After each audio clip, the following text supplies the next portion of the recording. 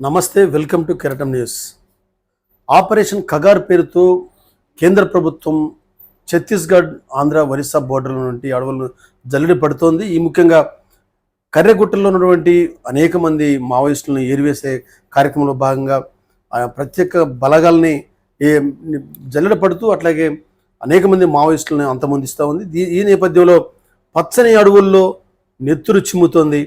దీనికి సంబంధించి ఇటీవల మావోయిస్ట్ కేంద్ర కమిటీ కార్యదర్శి నంబాల కేశవరావు అలియాస్ బసవరాజు మృతి చెందిన విషయం తెలిసిందే. దేశవ్యాప్తంగా ఆయన యొక్క మరణం తీవ్రమైన చర్చకు దారితీసింది. అనేకమైనటువంటి ప్రజా సంఘాలు దీన్ని తీవ్రంగా విమర్శిస్తూ ఉన్నాయి. కేంద్ర ప్రభుత్వం చేసిన హత్యలుగా వీటిని భావిస్తూ ఉన్నారు, విమర్శిస్తూ ఉన్నారు. ఈ నేపథ్యంలో నంబాల కేశవరావుతో ప్రత్యక్షంగా సంబంధం ఉన్నటువంటి ఖమ్మం జిల్లాకు చెందినటువంటి ప్రముఖ వైద్యులు, అలాగే ఆయనతో పొలిటికల్ క్లాస్మేట్గా ఉన్నటువంటి పొలిటికల్ మేట్గా ఉన్నటువంటి డాక్టర్ ఎంఎఫ్ గోపీనాథ్ గారు ఇప్పుడు మనతో పాటు ఉన్నారు. వారితో ఉన్న అనుబంధాన్ని కేశవరావు ఏ విధంగా ఆయన యొక్క టెక్నికల్ మైండ్ ఎలా ఉండేది, సో యుద్ధ తంత్ర నీతి ఎలా ఉండేది, గెరిల్ల దాడులు కానీ ఆయన యొక్క వ్యూహరచన ఎలా ఉండేది అనేది ఇప్పుడు డాక్టర్ ఎంఎఫ్ గోపీనాథ్ గారిని అడిగి తెలుసుకుందాం. సార్ నమస్తే. జై భీమ్. కేశవరావు గారితో మీకున్నటువంటి సంబంధాలు ఏంటి, సో ఆయన వ్యూహరచన ఎలా ఉండేది? కేశవరావు గారు, నేను ఉస్మానియా మెడికల్ కాలేజీలో జనరల్ సెక్రటరీగా ఉన్నప్పుడు, నేను ఆర్ఎస్యులో 78 ఫిబ్రవరిలో ఆర్ఎస్యు జనరల్ సెక్రటరీగా అయిన తర్వాత మాకు కొండపల్లి సీతారామయ్య గారు రాజకీయ తరగతులు నిర్వహించారు. ఆ రాజకీయ తరగతుల యొక్క నిర్వహణ యొక్క ఉద్దేశం ఏంటంటే, విద్యార్థులారా గ్రామాలకు తరలండి అనే కార్యక్రమం. ఆ కార్యక్రమంలో ఆ క్లాసులలో నంబాల కేశవరావు గారు, నేను, ఇంకా మిగతా తదితరులు వీళ్ళందరూ కూడా క్లాసుల్లో ఒక 2 రోజులు కూర్చున్నాం. నంబాల కేశవరావు నాకు ప్రొఫెషనల్ క్లాస్మేట్ కాదు, కానీ ఇది పొలిటికల్ క్లాస్మేట్. ఆ క్లాసుల్లో అప్పటికే ఆయన బీటెక్ మన రీజనల్ ఇంజనీరింగ్ కాలేజ్ వరంగల్లో, ఇప్పుడు ఉన్న ఎన్ఐటీలో బీటెక్ పాస్ అయ్యి ఎంటెక్ చేస్తున్నారు. నేను అప్పుడు ఎంబీబీఎస్ పాస్ అయ్యి ఔషధ్యం చేస్తున్నాను. ఈ క్రమంలో నాకు మొట్టమొదటి పరిచయం నంబాల కేశవరావు గారు. Nambala Keshavarao highly disciplined person, committed person. తను 45 సంవత్సరాల అజ్ఞాత జీవితం ఏదైతే ఉందో ఎక్కడ కూడా కామెంట్స్ రాలేదు. హైలీ డిసిప్లిన్, యుద్ధతాంత్రికుడు. అదేవిధంగా పార్టీని తను ఉన్న చిన్న కమిటీల దగ్గర నుంచి పెద్ద కమిటీ, ఇప్పుడు దేశవ్యాప్తంగా ఉన్నటువంటి మావోయిస్టు పార్టీ యొక్క జనరల్ సెక్రటరీగా ఎదిగాడు. 2018లో గణపతి ఆరోగ్యరీత్యా తను ఒక్క అడుగు వెనక్కి వేసి నంబాల కేశవరావు గారి మీద ఉన్నటువంటి పార్టీ ఉన్న నమ్మకంతో నన్ను జనరల్ సెక్రటరీ చేశారు. ఈ 7 సంవత్సరాలు 8 సంవత్సరాలు ఏదైతే ఉందో పార్టీని బ్రహ్మాండంగా డిసిప్లిన్గా నడిపాడు. అయితే నంబాల కేశవరావు, అదేవిధంగా ఆజాద్ పేరుతో ఉన్నటువంటి రాజకుమారు, నేను ఆర్ఎస్యు జనరల్ సెక్రటరీ ఉంటే చెరుకూరు రాజకుమారు తను ప్రెసిడెంట్గా ఉన్నారు, మా ప్రెసిడెంట్గా. వీళ్ళిద్దరి మరణం ఈ దేశ ప్రజలకి తీరని లోటు అని చెప్పేసి నేను భావిస్తున్నాను. యుద్ధాలు అనేకం జరుగుతాయి, కానీ దురదృష్టం ఏమిటంటే 2 నెలల క్రితం మావోయిస్ట్ పార్టీ వన్-సైడెడ్గా, యూనిలేటరల్గా మేము కాల్పులు విరమిస్తున్నాము, మేము చర్చలకు వస్తాము అని చెప్పేసి డిక్లేర్ చేసింది, పేపర్ ప్రకటన చేసింది. అదేవిధంగా అన్ని రాజకీయ పార్టీలు కూడా అది చూశారు. చర్చలు చేస్తాము అనేది ఈ దేశం యొక్క రాజ్యాంగ పరిమితిలో ఉన్నది. దీనికి ఎవిడెన్స్ ఏమిటంటే,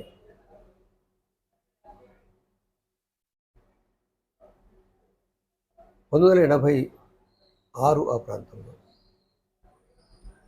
మిజోరంలో ఉన్నటువంటి సాయుధ పోరాట యోధులైనటువంటి లాల్ డెంగాతోటి చర్చలు జరిపారు.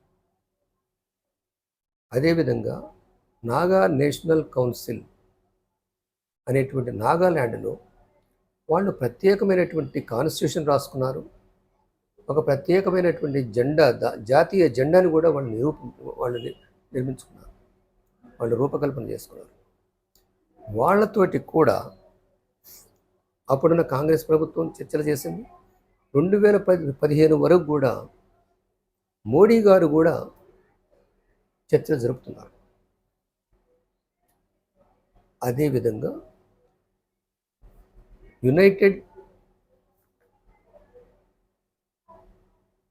మిజో నేషన్ ఫ్రంట్తో చేశారు. తరువాత వీళ్ళు ULFA, United liberation front of Assam, ULFA తోటి కూడా జరిపారు. ఈ ఉల్ఫా నాయకుడు మాకు తెలుసు ఉల్ఫా నాయకుడు కూడా. సో ఇలాంటి వాళ్ళతో ఉల్ఫా నాయకులతో చేస్తారు. అదేవిధంగా మిజో నేషనల్ ఫ్రంట్తో చేస్తారు, నాగా నేషనల్ కౌన్సిల్ తోటి చేస్తారు. తరువాత ఖలిస్తాన్ వాళ్ళతో చేస్తారు, ఖలిస్తాన్ ఉద్యమం చేసే వాళ్ళతోటి, కశ్మీరీ వాళ్ళతో చేస్తారు. చివరికి తాలిబాన్లతో కూడా రహస్య మంతనాన్ని నడుపుతారు ఈ దేశ ప్రధాని. కానీ ఈ దేశ ప్రజలైనటువంటి సెంట్రల్ ఇండియాలో ఉన్నటువంటి ఆదివాసీల తరపు నుండి వాళ్ళని కాపాడటానికి, వాళ్ళ మీద జరుగుతున్న దోపిడీకి వ్యతిరేకంగా పనిచేస్తున్నటువంటి హైలీ ఎడ్యుకేటెడ్ పీపుల్ని మేము చర్చలకు వస్తామన్నా కూడా వీళ్ళు పిలవడానికి సిద్ధంగా లేరు. ఛత్తీస్గఢ్ ముఖ్యమంత్రి, ఇప్పుడున్న ముఖ్యమంత్రి ఒక స్టేట్మెంట్ ఇస్తాడు, ఛత్తీస్గఢ్ ఉప ముఖ్యమంత్రి దానికి వ్యతిరేకంగా ఒక స్టేట్మెంట్ ఇస్తాడు. ఛత్తీస్గఢ్ ఎన్నికల కన్నా ముందు అమిత్ షా వెళ్ళేసి ఒక స్టేట్మెంట్ ఇస్తాడు. ఏమనంటే ఇక్కడ శాంతిని నెలకొల్పుతాము, చర్చలు చేస్తాము అని చెప్పేసి 2024కు ముందు స్టేట్మెంట్ కూడా ఇస్తారు. కానీ ఇప్పుడు ఎవరితోటి సంబంధం లేకుండా వన్ సైడెడ్గానే వాళ్ళ తరపు నుంచే మావోయిస్టు పార్టీలు చర్చలకు మేము సిద్ధం, ఆయుధాలు ప్రక్కన పెడతాము, కాల్పుల విరమణ మేమే ప్రకటిస్తున్నాము, మీరు కూడా ప్రకటించండి అని ఒక న్యాయమైనటువంటి ఒక డెమోక్రటిక్ డిమాండ్ని ముందు పెట్టినప్పుడు ఈ దేశ పాలకులు, ముఖ్యంగా సెంట్రల్ గవర్నమెంట్ ఎందుకు ముందుకు రావట్లేదు అనేది ఈ దేశంలో ఉన్నటువంటి మేధావులందరి యొక్క ప్రశ్న. మేము ఈ నెల 8-9 తారీఖులలో ఈ దేశంలో ఉన్న రాష్ట్రాల్లో ఉన్నటువంటి మేధావులందరూ కూడా ప్రజల తరపున న్యాయం కొరకు పోరాడేటువంటి హక్కుల కార్యకర్తలు, హక్కుల నాయకులు వీళ్ళందరం కూడా 2 రోజులు ఢిల్లీలో కూర్చొని మేము ఈ దేశ ప్రెసిడెంట్ అయిన ముర్ము గారికి ఒక లెటర్ పంపించాం, ప్రైమ్ మినిస్టర్ కూడా లెటర్ పంపించాం, హోమ్ మినిస్టర్కి లెటర్ పంపించాం, ఛత్తీస్గఢ్ గవర్నమెంట్కి కూడా లెటర్ పంపించాం. ఇది సివిల్ ఒక కమిటీ ఏర్పడేది నేషనల్ వైడ్గా, సిటిజన్స్ కమిటీ ఫర్ పీస్ అని, సిసిపి అని అనేక రకాల ఉత్తరాలు రాశారు. కానీ రెస్పాన్స్ లేదు. పైపెచ్చు ఛత్తీస్గఢ్ మినిస్టర్, చీఫ్ మినిస్టర్ ఏమంటాడంటే తెలంగాణ వాళ్ళ మీద మాట్లాడుతుంది. తెలంగాణకి ఏం సమస్య, తెలంగాణ వాళ్ళతో మేము ఎందుకు మాట్లాడాలి, తెలంగాణ భారతదేశంలో ఉన్నటువంటి రాష్ట్రమే కదా. మెజారిటీ మావోయిస్ట్ ఉన్నటువంటి వాళ్ళు ఇప్పుడు 100% మంది మావోయిస్టులు ఆదివాసీలే. సెంట్రల్ ఇండియాలో ఉన్నటువంటి 6 రాష్ట్రాల్లో ఉన్నటువంటి వాళ్ళే మావోయిస్టులతోటి కలిసి ఉన్నారు. మీరు సివిల్ లిబర్టీస్ వాళ్ళతోటి మాట్లాడరు, హక్కుల కార్యకర్తల నాయకులతోటి మాట్లాడరు. ఆయన ఏది ఆర్య సమాజంలో ఉన్నటువంటి ఆ పెద్ద మనిషి చనిపోయారు, ఆయన వచ్చినా కూడా ఆయన అవమానపరుస్తారు. రాజకుమార్ చర్చలకు వచ్చినప్పుడు రాజకుమార్ని పట్టుకొని చంపారు. ఎన్కౌంటర్ని బూటకం ఎన్కౌంటర్ చేశారు. ఇప్పటికైనా మేము డిమాండ్ చేసింది ఏమిటంటే సివిల్ సొసైటీ తరపున, పీస్ కమిటీ తరపున, సిటిజన్స్ ఫర్ పీస్ ఈ కమిటీ తరపున మేము ఒక లెటర్ కూడా పెట్టాము. కానీ రెస్పాన్స్ లేదు. ఎందుకు లేదు? ఈ దేశ ప్రధాని రష్యాకి ఉక్రెయిన్కి మధ్య జరుగుతున్న యుద్ధంలో కాల్పుల విరమణ చేయండి, కూర్చొని మాట్లాడుకుందామని ప్రపోజల్ పెట్టినవాడు. అదేవిధంగా ఇజ్రాయేల్ గాజా మీద చేస్తున్నటువంటి దాడిని ఆపమని చర్చలో కూర్చుందామని చెప్పేసి కూడా ప్రపోజల్ పంపించినవాడు. ఇంత శాంతి కాముకుడు ఈ దేశ ప్రజల మీద ఎందుకు యుద్ధం చేసి చంపుతున్నాడు? నిరాయుధులను ఎందుకు చంపుతున్నాడు? వీళ్ళల్లో ఈ చనిపోయినటువంటి 21వ తారీఖున జరిగినటువంటి మారణకాండ ఏదైతే ఉందో యూనిలేటర్గా జరిగిన ఫైరింగ్ అది. వాళ్ళు పట్టుకొని కాల్చి చంపారు. ఫోటోలు చూస్తే కనిపిస్తుంది. ఇంతవరకు రాజ్యాంగం ప్రసాదించినటువంటి ఒక హక్కు ఏదైతే ఉందో ఆ హక్కు human rights, dignity of life, dignity of even the dead bodies అనేటువంటి ఒక ఇది ఉన్నది. దీన్ని ఈ దేశంలో ఉన్నటువంటి సిస్టమ్ ఏది కూడా, పరిపాలిస్తున్న సిస్టమ్ ఏది కూడా దీన్ని అమలుపరచడానికి సిద్ధంగా లేదు. మీకు మేము ఇచ్చినటువంటి లెటర్ చెప్తాం. మీకు దొరికిందా సార్ అది? దొరుకుతుంది, చెప్తాను. ఉంది. కోఆర్డినేషన్ కమిటీ ఫర్ పీస్ అనేటువంటి ఆర్గనైజేషన్ ఏదైతే ఉందో నేషన్ వైడ్గా ఈ దేశవ్యాప్తంగా మేధావులతో కలిసి ఉన్నటువంటి ఈ కోఆర్డినేషన్ కమిటీ ఫర్ పీస్ ఒక ప్రెస్ రిలీజ్ చేసింది. దాంట్లో ఆర్టికల్ 21 ప్రకారం ఏమన్నదో చెప్పింది. ఇప్పుడు శాంతి చర్చలు అనేవి మన రాజ్యాంగ పరిధిలోనే ఉన్నాయి. దాన్ని మీరు ఎందుకు అమలుపరచట్లేదు, శాంతి చర్చలకు ఎందుకు పిలవట్లేదని చెప్పేసి కమిటీ మేము ప్రశ్నిస్తున్నాం. ఈ కమిటీ ఇచ్చిన స్టేట్మెంట్ ఇట్లా ఉంది. We thus find that the word and expression person in Article 21 of our Constitution would include a dead person in a limited sense, and that his rights to his life, which includes his right to live with human dignity, to have an extended meaning, to treat his dead body with respect. Note this point. To treat his dead body, his or her dead body, with respect, which he would have deserved had he been alive, subject to his tradition, culture, and the religion which he professed.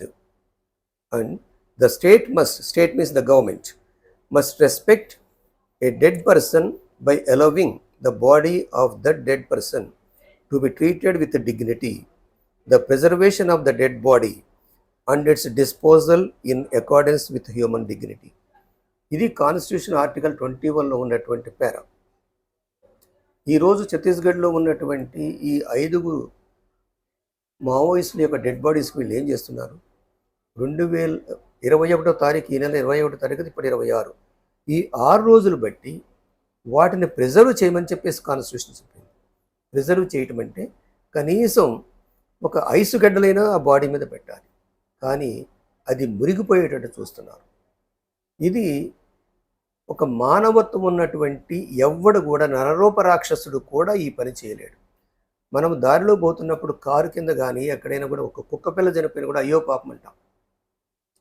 కానీ 27వ తారీఖున జరిగినటువంటి ఈ హత్యాకాండ ఏదైతే ఉందో, one sided హత్యాకాండ ఏదైతే ఉందో, ఈ హత్యాకాండ చేసిన తర్వాత అక్కడ ఉన్నటువంటి గవర్నమెంట్ ఫోర్సెస్, అది డిఆర్జీ కావచ్చు, అండ్ పారామిలిటరీ ఫోర్సెస్ కావచ్చు, పోలీసులు కావచ్చు, డెడ్ బాడీలను ప్రక్కన పెట్టుకొని ఆ ముందు పెట్టుకొని వాళ్ళు డ్యాన్స్ చేస్తున్నారు. ఇది ఒక మనిషి చనిపోతే నీకు అయ్యో పాపం అనేటువంటి హృదయం లేకపోతే పర్వాలేదు, డ్యాన్స్లు వేయటం, తాగి డ్యాన్స్లు వేశారు అక్కడ ఉన్న ఫోర్సెస్. దాన్ని డిక్లేర్ చేసేటప్పుడు నరేంద్ర మోడీ గారు, మన ప్రధానమంత్రి, హోమ్ మినిస్టర్ గారు అమిత్ షా గారు ట్వీట్ చేశారు ఎక్స్ ఎక్స్ హ్యాండిల్లో. ఏమనంటే ముసిముసి నవ్వుకుంటూ ట్వీట్ చేశారు, మేము సాధించామనేది. నువ్వు పాకిస్తాన్ వాళ్ళతోటి చర్చలు చేయడానికి సిద్ధం, తాలిబాన్లతోటి రహస్య చర్చలు చేయడానికి సిద్ధం, కానీ ఈ దేశ ప్రజలైనటువంటి 90% ఆదివాసీలు ఉన్నటువంటి మావోయిస్టు పార్టీతోటి ఎందుకు చర్చించవు అంటే నీకు నీ ఎజెండా డిఫరెంట్గా ఉంది, వేరే విధంగా ఉంది. మావోయిస్టులు మీ సమస్య కాదు, మావోయిస్టులు మీ సమస్య కాదు కాబట్టి మావోయిస్టులతో చర్చించాల్సిన అవసరం ఏముందనుకుంటున్నారు. కానీ మీ సమస్య అంతా కూడా గుజరాత్ మార్వాడీలకి సెంట్రల్ ఇండియాలో ఉన్నటువంటి ఖనిజ సంపదని, లక్షల కోట్ల విలువ చేసే ఖనిజ సంపదని వాళ్ళకి దారాదత్తం చేయడానికి నీ ప్లాన్ ఉందన్న విషయం మాకు తెలుసు. కానీ ఇక్కడ ప్రపంచ చరిత్ర ఒకసారి చూడాలి. ప్రపంచ చరిత్రలో మీరు ఒక బుక్ చూడాలి, ఈ బుక్ చదవాలి. అమెరికాలో ఉన్నటువంటి రెడ్ ఇండియన్స్ మీద the bury my heart at wounded knee అనే ఒక బుక్ ఉన్నది. వూండెడ్ నీ క్రీక్ అనేటువంటి దక్షిణ అమెరికాలో ఉన్నటువంటి దక్షిణ ప్రాంతానికి తర్వాత పశ్చిమ ప్రాంతానికి సంబంధించిన ప్రాంతంలో లాస్ట్ ఫైట్ చేశారు రెడ్ ఇండియన్స్ తోటి వెళ్ళి, వాళ్ళు మొత్తాన్ని ఫినిష్ చేశారు. అదే ఎజెండాని, అదే టైప్ ఆఫ్, ఎందుకంటే మార్కెట్ ఏ నీతి నియమాలను పాటించదు, మార్కెట్ ఏ నీతి నియమాలని పాటించదు. ఇది చరిత్ర చూపించిన చరిత్ర. కాబట్టి అమెరికాలో రెడ్ ఇండియన్స్ని ఎట్లయితే అడ్రస్ లేకుండా చేశారో, వాళ్ళ భూములు ఆక్రమించి వాళ్ళ ఖనిజ సంపదని, వాళ్ళ బంగారాన్ని దోచుకున్న యూరోపియన్ కంట్రీస్, అదేవిధంగా ఇప్పుడు గుజరాత్ మార్వాడీల చేతిలోకి, అంటే మోడీ అమిత్ షా యొక్క కులస్తులైనటువంటి మార్వాడీ చేతుల్లోకి ఈ సెంట్రల్ ఇండియాలో ఉన్నటువంటి అపారమైన ఖనిజ సంపదని దారాదత్తం చేయడానికి, కైవసం చేసుకోవడానికి ప్రయత్నిస్తున్నది. దీనికి ఒకటే ఉదాహరణ, సెంట్రల్ ఇండియాలో 6 రాష్ట్రంలో ఉన్నటువంటి ఖనిజ సంపద యొక్క విలువ ఎంతంటే 1994లోనే నాతో కాంశీరామ్ గారు అన్నారు, మాన్యశ్రీ కాంశీరామ్ గారు, బహుజన సమాజ్ పార్టీ అధినేత, సెంట్రల్ ఇండియాలో ఉన్న ఖనిజ సంపదను కనుక మనము ప్రభుత్వంలోకి వస్తే దాన్ని తవ్వి తీసి అక్కడ ఉన్న ప్రజలకి ఉద్యోగాలతో పాటు 200 సంవత్సరాలు ఏ పని చేయకుండా కూర్చోబెట్టి వాళ్ళకి తిండి పెట్టవచ్చు అన్నాడు ఆయన, కాంశీరామ్ గారు. అంటే సెంట్రల్ ఇండియాలో ఉన్నటువంటి బాక్సైట్, ఐరన్ ఓర్, నికిల్, తర్వాత టిన్, అదేవిధంగా బంగారపు వజ్ర వైడూర్యాలు, బంగారపు గనులు, ఇవన్నీ కూడా తెలంగాణ భద్రాచలం దాటిన అడవుల దగ్గర నుంచి, ఒరిస్సా అడవుల దగ్గర నుంచి, జార్ఖండ్ వరకు, అదే మధ్యప్రదేశ్లో ఉన్న అడవుల దగ్గర నుంచి, తర్వాత మహారాష్ట్రలో ఉన్న అడవుల దగ్గర నుంచి, ఈ ప్రాంతాలు మొత్తంలో కూడా విపరీతమైనటువంటి ఈ దేశాన్ని కూర్చోబెట్టి 200 సంవత్సరాల ఏది తిండి పెట్టేటువంటి అవకాశం ఉన్నటువంటి ధనాగారాలు అక్కడ ఉన్నాయి. కాబట్టి మావోయిస్టుని ఖతం చేస్తే ఆదివాసీల్ని చంపేసి ఆ ప్రాంతాన్ని మనం కైవసం చేసుకుని ఆ ఖనిజ సంపదని మనం దోచుకుందాం అనేటువంటి ఎజెండా భారతీయ జనతా పార్టీకి ఉన్నది. ఇక్కడ మీకు ఇంకొక విషయం చెప్పాలి. భారతీయ జనతా పార్టీలో బ్యాంకులు దోచుకున్న వాళ్ళు ఎవరు? 28 మంది బ్యాంకులు దోచుకున్నారని చెప్పేసి లిస్ట్ వచ్చింది. ఆ 28 మందిలో 27 మంది గుజరాతీ మార్వాడీలే. మరి కేవలం దక్షిణ భారతీయుడైనటువంటి కర్ణాటక చెందినటువంటి విజయమాల్యా గురించే చెప్పారు. అతను దోచుకుంది 800 కోట్లు, ఎగ్గొట్టింది 8,000 కోట్ల రూపాయలు. కానీ 16 లక్షల కోట్ల రూపాయలని దోచుకున్నటువంటి గుజరాతీ మార్వాడీల యొక్క బాకీని ఎట్లా మీరు మాఫీ చేశారు? దక్షిణ భారతదేశం మీద ఇప్పుడు మీ దండయాత్ర ఎందుకు? మీ దండయాత్ర 2 రూపాయల్లో వస్తుంది. ఒకటి భాషా రూపంలో హిందీ సెకండ్ లాంగ్వేజ్గా కంపల్సరీ లాంగ్వేజ్గా పెట్టాలని చెప్పేసి తమిళనాడు వాళ్ళు తరివేశారు, మేము పెట్టమని చెప్పేశారు. భాష ఎప్పుడైతే భాషతో పాటు సంస్కృతి కూడా వస్తుంది. ఈ సంస్కృతి, ఆర్య సంస్కృతి ఏదైతే ఉందో, దోచుకునే సంస్కృతి ఏదైతే ఉందో, ఈ ఆర్య సంస్కృతి దక్షిణ భారతదేశంలో ఉన్నటువంటి ప్రజల మీద రుద్దాలని ప్లాన్ చేస్తున్నారు. రెండవది ఏమిటంటే డీలిమిటేషన్, పార్లమెంట్లో డీలిమిటేషన్, అంటే ఎంపీ సీట్లు తగ్గించడం. 1970లో అప్పుడున్నట్టు కేంద్ర ప్రభుత్వం పెట్టినటువంటి ఫ్యామిలీ ప్లానింగ్ని అమలుపరిచి ఒక్కళ్ళు లేదా ఇద్దరు పిల్లలు కంటున్నటువంటి దక్షిణ భారతదేశంలో జనాభా తగ్గింది. అదే ఉత్తర భారతదేశంలో ఒక్కొక్క కుటుంబంలో 700 మంది పిల్లలు ఉన్నారు. ముస్లిమ్స్ అంటున్నారు కానీ పిల్లలు ఎక్కువ కంటున్నారని, 4 భార్యలు ఉన్నారని. ఈరోజు ఒక్క ముస్లిం కూడా 4 భార్యలు ఉన్నటువంటి ఖమ్మంలో ఉన్నటువంటి వాళ్ళని చూస్తే కూడా కనపడరు. పోషించడం సాధ్యం కాదు.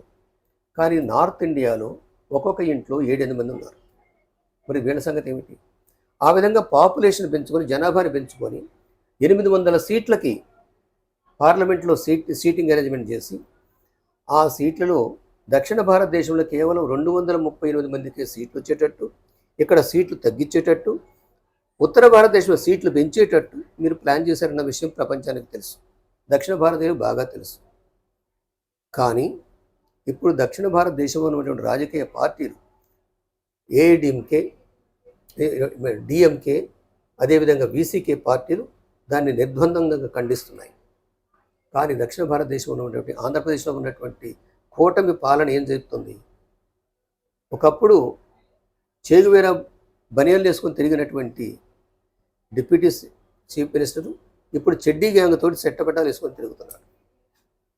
సనాతన ధర్మం కొరకు నా ప్రాణాలు కూడా అర్పిస్తానంటున్నాడు.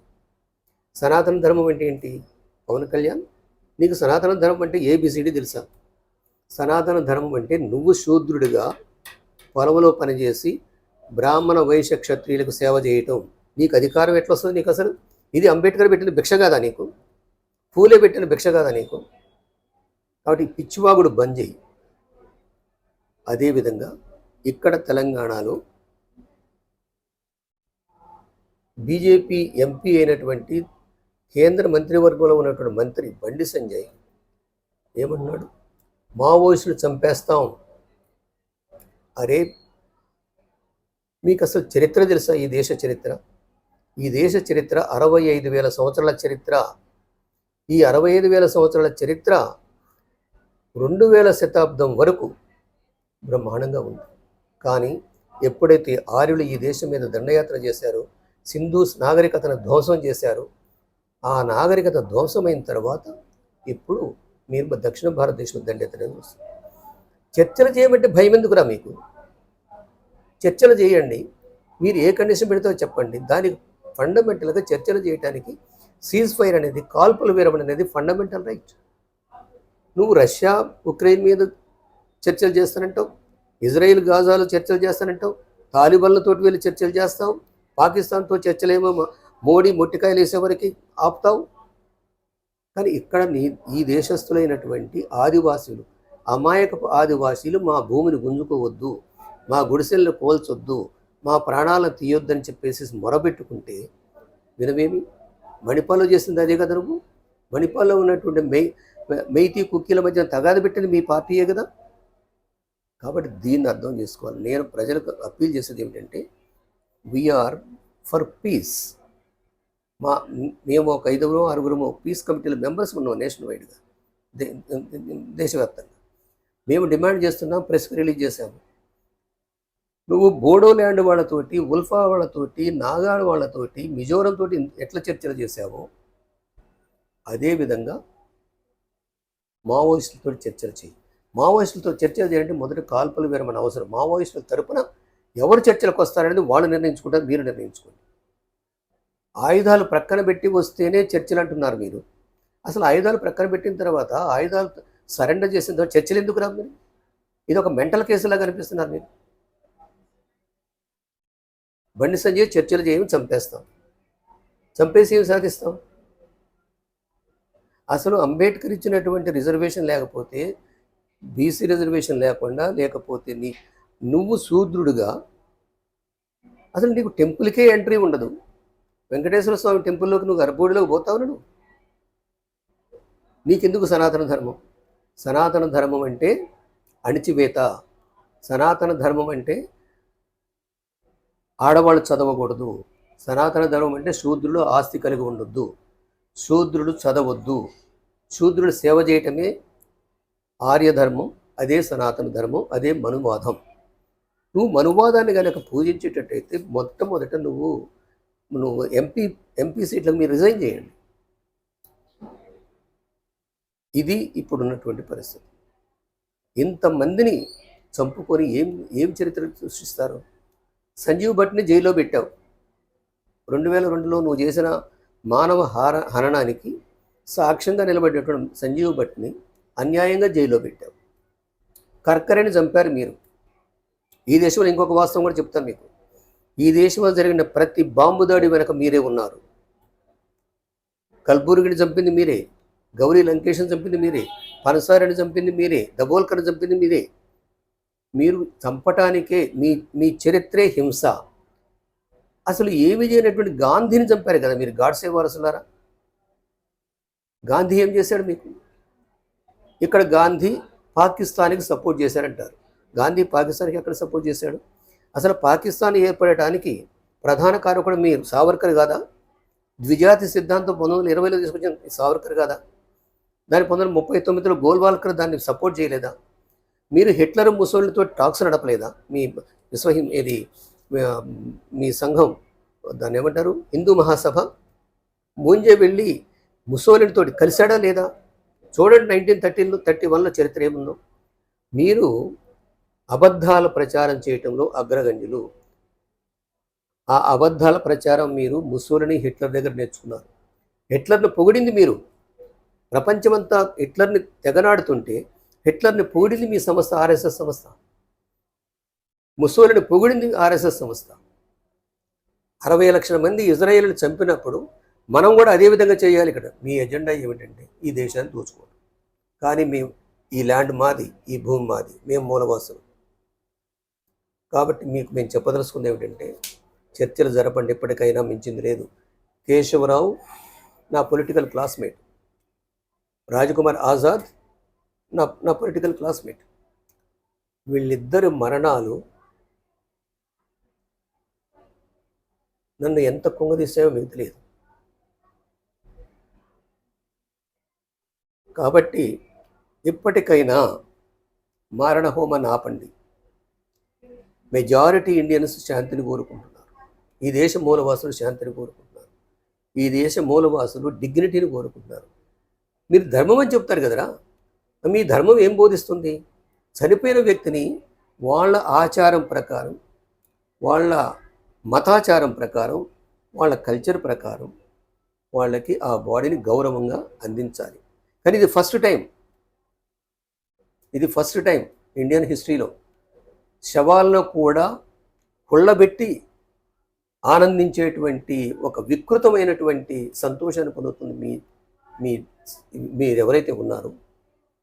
మిమ్మల్ని చరిత్ర క్షమించదు అనుకుంటున్నారు. మేము చాలా గొప్ప పని చేసాం. ఇప్పుడు హిట్లర్ పేరు పెట్టుకోవడానికి కూడా ఎవడు ముందుకు రావట్లేదు ప్రపంచంలో. జర్మనీ వాళ్ళు కూడా రావట్లేదు. గోబెల్ పేరు పెట్టుకోవడానికి ఎవడు రావట్లేదు. రేపు మోడీ, అమిత్ షాల పేరు కూడా ఎవడు పెట్టుకోడు ఈ దేశంలో. మీ చరిత్ర గంగలో కలుస్తుంది, మీ చరిత్ర చెత్తబుట్లో కలుస్తుంది. ప్రజల కొరకు ప్రాణాలు ఇచ్చినటువంటి నేను ఒక ప్రశ్న, మావోయిస్టులు ఎవడైనా భూమిని గుంజుకున్నాడా? మావోయిస్టులు ఎక్కడైనా భూమిని గుంజుకోవడం కానీ బ్యాంకులో ఎగ్గొట్టడం, బ్యాంకులో లోన్లు తీసుకొని లక్షలాది కోట్ల రూపాయల లోన్లు తీసుకొని ఎగ్గొట్టారా? మావోయిస్టులు ఎక్కడైనా రేపులు చేశారా? మానభంగాలు చేశారా? మరి మావోయిస్టులు ఎట్లా క్రిమినల్స్ అవుతారు? మీకు బ్యాంకులలో లక్షలాది ప్రజల డబ్బును దోచుకున్నవాడు దేశభక్తుడే. అదేవిధంగా ప్రజలు చంపుతున్నవాడు ప్రజ్ఞాసింగ్ లాంటి వాళ్ళు కూడా, బాంబులు పెట్టినటువంటి ప్రజ్ఞాసింగ్ లాంటి వాళ్ళు కూడా మీకు దేశభక్తులు, మీ పార్టీలు పెట్టుకుంటారు. కానీ ప్రజల కొరకు పోరాడి ప్రాణాలు అర్పిస్తున్న వాళ్ళు మాత్రం మీకు దేశద్రోహులుగా అర్పిస్తున్నారు. మేమంతా దేశద్రోహులు మీ లిస్టు ప్రకారం. మీకెంత అంటే మీకు సిగ్గు శరం ఎంత లేదంటే, ఒక పార్టీ అధినేత అయినటువంటి, పార్టీ నాయకుడు అయినటువంటి రాహుల్ గాంధీని కూడా మీరు అర్బన్ నక్సలైట్ అన్నారు. ఒకడు అంటాడు ఇప్పుడు మావోయిస్టులు చంపుతాం, తర్వాత అర్బన్ నక్సలైట్ చంపుతాం. ఎంతమందిని చంపుతారు? ఏం చేస్తారు చంపి? రేపు మీకు నీళ్ళు ఇచ్చేవాడని ఉండాలి కదరా. కాబట్టి ఇది గుర్తుపెట్టుకోండి. మతోన్మాదులారా, మనువాదులారా, ఈ దేశాన్ని మేము ఎప్పటికీ ఒప్పజెప్పం. తుది ప్రాణం వరకు కూడా పోరాడతాము. ఈ దేశంలో ఉన్నటువంటి ఎస్సీ, ఎస్టీ, బీసీ, మైనారిటీలు తిరగబడితే మీరు ఎక్కడ ఉంటారా? ఇంకా మేము ఓపిక పడుతున్నాం. మా ఓపికని ఇంకా పరీక్షించకండి. మా బంధువులు చంపకండి. మరోపక్క మావోయిస్టులు అంతమైపోయింది, మార్చి 31 కల్లా మావోయిస్టులు అనేవాళ్ళు ఉండరు ఈ భారతదేశంలో చెప్పి అమిత్ షా ప్రకటిస్తుంది. మన సిపిఐ కేంద్ర కమిటీ కార్యదర్శి నారాయణ అమిత్ షా ఒక నియంత, అమిత్ షా ఒక నరహంతకుడు అని చెప్పి బాహాటంగా పబ్లిక్గా ప్రకటించారు. అసలు మావోయిస్టుల పని ఇంతటితో క్లోజ్ అని చెప్పడం అనేది కేంద్ర ప్రభుత్వం, మీరు ఎలా ఫీల్ అవుతున్నారు? హిట్లర్ అనుకున్నాడు నేను 1000 సంవత్సరాలు పరిపాలిస్తానన్నాడు. హిట్లర్ తన పుస్తకంలో రాసుకున్నాడు, మైకాం పని. ఆ పుస్తకంలో 1000 సంవత్సరాలు ఈ పార్టీ పరిపాలిస్తున్నాడు. ఏమయ్యాడు? పోయి కలుగులో దాక్కొని కాల్చుకొని చచ్చాడు. ప్రపంచ చరిత్రలో ఏ డిక్టేటర్ కూడా, ఏ నరహంతకుడు కూడా వాళ్ళ కోరికలు నెరవేరలేదు. ఈరోజు మావోయిస్టు పార్టీ మీరు బ్యాన్ చేయొచ్చు, లేదంటే దాన్ని అంతం చేయొచ్చు, వాళ్ళ మొత్తాన్ని చంపొచ్చు. కానీ ఈ దేశ మూలవాసులు అయిన మేము, మీరు ఆర్యులుగా వచ్చి దండయాత్ర చేసినప్పటి నుంచి పోరాడుతున్నాం. ఇండస్ కల్చర్లో, సింధు నాగరికతలో ఉన్నటువంటి పణులను చంపేశారు. పణులను చంపారు, కిరాతులను చంపారు, తర్వాత నాగాలను చంపారు, ముండాలను చంపారు, గోండులు కూడా చంపడానికి ఇప్పుడు ప్లాన్ చేస్తున్నారు. ఇప్పుడు మీరు అదే చేస్తున్నారు, గోండులు చంపుతున్నారు సెంట్రల్ ఇండియాలో ఉన్న వాళ్ళని.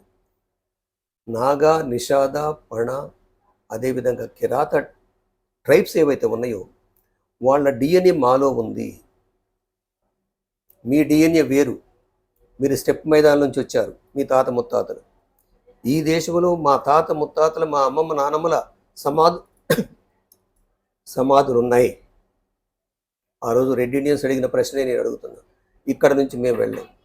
ఏనాటికైనా మీరే వెళ్ళాలి, మీ భయం అంతా మాకు తెలుసు. ఈ ఎస్సీ, ఎస్టీ, బీసీ మైనారిటీలంతా తెలివి మీరితే, పూలే వల్లనో అంబేద్కర్ వల్లనో తెలివి మీరితే రేపు మాకు పుట్టగతులు ఉన్నాయని భయం మిమ్మల్ని వెంటాడుతుంది. అందుకనే అమిత్ షా అన్నట్టు మావోయిస్టు ముక్త భారత్ కాదు కావలసింది, మనువాద ముక్త భారత్ కావాలి. మనువాద ముక్త భారత్ కావాలి. ఈ దేశం మాది. ఈనాడు కాకపోతే రేపైనా కూడా మా జాతులు మొత్తం ఏకమయ్యి మిమ్మల్ని బొందబెడతాయి. రాసి పెట్టుకో. ఈరోజు 26 మే 2025, మార్చి 20 నాటికి మావోయిస్టులను చంపొచ్చు. తర్వాత మమ్మల్ని కూడా చంపొచ్చు. మీరు రోడ్డు మీద చంపొచ్చు, లేకుంటే మా జైల్లోనే పెట్టి చంపొచ్చు.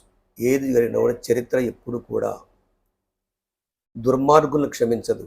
న్యాయం వైపు నిలబడుద్ది అనేది చరిత్ర చూపిస్తుంది. న్యాయం వైపు నిలబడుద్దనే చరిత్ర చూపిస్తుంది ఎక్కడైనా సరే. కాబట్టి ఈ 26 మార్చి 20 నాటికి మా వాళ్ళని అంతం చేస్తాం, అర్బన్ నక్సలైట్లను అంతం చేస్తాం. మాకు మళ్ళా మేము పేష్వారాజ్యం తీసుకొస్తాము, మేము బ్రాహ్మణ రాజ్యం తీసుకొస్తాము, బ్రాహ్మణ బనియా రాజ్యం తీసుకొస్తామని కలలు అంటున్నారు. మీ కలలు నెరవేరవు. నువ్వు ఇచ్చినటువంటి డెడ్ లైను అక్కడ ఛత్తీస్గఢ్లో ఉండకపోవచ్చు. నిన్నగాక మొన్న కర్ణాటకలో ఏం జరిగింది? కర్ణాటకలో హోలిగల్ అనే ప్రాంతంలో అక్కడ 52 కుటుంబాలు ఆ ప్రాంతం, అడవి ప్రాంతం నుంచి తరిమివేయబడ్డారు. కానీ 31 సంవత్సరం తర్వాత వాళ్ళు తిరిగి వచ్చారు. ఆ ప్రాంతానికి తిరిగి వచ్చేసి ఈ ప్రాంతం మాది, మా తాత ముత్తాతల సమాధులు ఇక్కడే ఉన్నాయి, మా గుడిసెలు ఇక్కడే ఉన్నాయి, మేము ఇందులోనే ఉంటాం, చేసుకొని ఏం చేసుకుంటా చేసుకోండి అని చెప్పేసి కర్ణాటక కేరళ మధ్యలో ఉన్నటువంటి ఆ ప్రాంతం, కర్ణాటక బోర్డర్లో ఉన్నటువంటి ప్రాంతంలో అక్కడ ఉన్న ఆదివాసీలు, అదొక తెగ, వాళ్ళు తిరగబడ్డారు. ఈ విధంగా ఈ దేశంలో ఏ ప్రాంతం చూసినా ఆదివాసులు ఎక్కడున్నదో అక్కడ ఖనిజ సంపద ఉంది. మణిపూర్ మంటలు కూడా అదే కారణం. ఈస్టర్న్ స్టేట్స్, 7 సిస్టర్ స్టేట్స్ ఏవైతే ఉన్నాయో వాళ్ళ మీద మీ దాష్టీకం నడుస్తుంది. సెంట్రల్ ఇండియాలో కూడా మీరు ఇప్పుడు దాష్టీకం చేస్తున్నారు. రేపు మీరు పర్మనెంట్గా ఎట్లా ఎంతకాలం బతుకుతారు మీరు? ఈ దేశ ప్రజల చరిత్ర 65,000 సంవత్సరాల చరిత్ర. చదవండి మీరు. అసలు మీకు చదివే బుద్ధి ఉంటే కదా. అందుకనే ఆయన కడ్జు ఉన్నాడు, మార్కండేయ కడ్జు. ఇదొక సెమీ ఎడ్యుకేటెడ్ గూండా గుంపు అన్నాడు. జస్టిస్, రిటైర్డ్ జడ్జి అనుకుంటాను.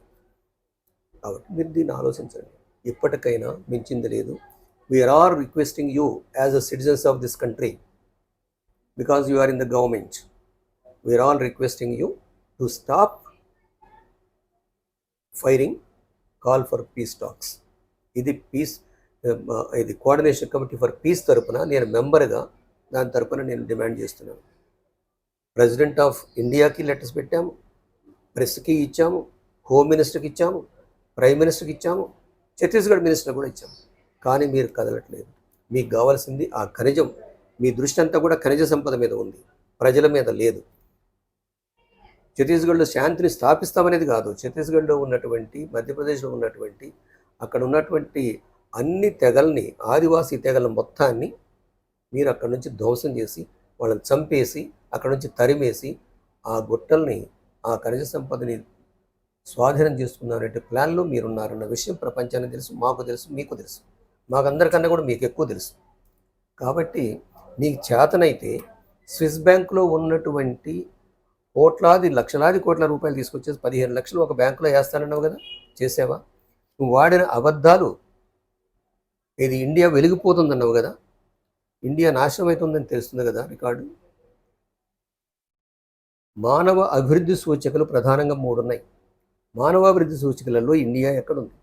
నువ్వు పాలించిన 14 సంవత్సరాలు పాలించినటువంటి గుజరాత్లో మానవాభివృద్ధి సూచిక లిటరసీ రేట్ ఎంత, ఇన్ఫాంట్ మోర్టాలిటీ రేట్ ఎంత, మెటర్నల్ మోర్టాలిటీ రేటు, అంటే బాలింతల మరణాల రేటు, శిశు మరణాల రేటు, తర్వాత ఈ లిటరసీ రేటు, ఇవి ఏమైనా పెంచావా నీ ప్రక్క రాష్ట్రాలతో పోలిస్తే? నువ్వు చేయలేదు. కాబట్టి నీకు పరిపాలించే అధికారమే లేదు. కానీ దురదృష్టం ఏమిటంటే, ఈ దేశం యొక్క ప్రజల బలహీనత ఏమిటంటే మతానికి మూర్ఖంగా అంకితం అయిపోతున్నారు. సంస్కృతి పరంగా మాది హిందూ కల్చర్ అంటే, నీ కల్చర్ ప్రకారం అడుగుతున్నాం కదరా. ఇప్పుడు ఆ బాడీలు ఇచ్చేయండి అని. కోర్టులు ఇన్వాల్వ్ అయినా కూడా ఇవ్వట్లేదు.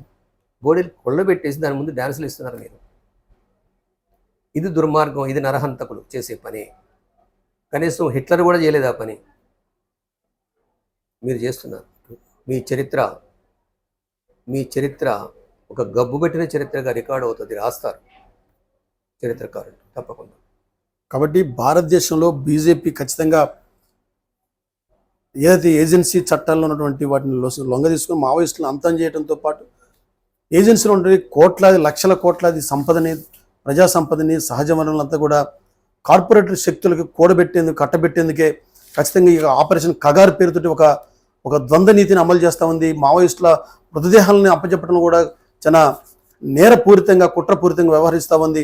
ఖచ్చితంగా ఇది దుర్మార్గ చర్యగా రాజ్యాంగం కల్పించిన 21వ ఆర్టికల్ ఖచ్చితంగా ఇక్కడ దుర్వినియోగం చేస్తూ ఉంది కేంద్ర ప్రభుత్వం అని చెప్పి తీవ్రమైన మానసిక ఆవేదనతోటి తన యొక్క మనోభావాలను తెలియజేస్తున్నారు.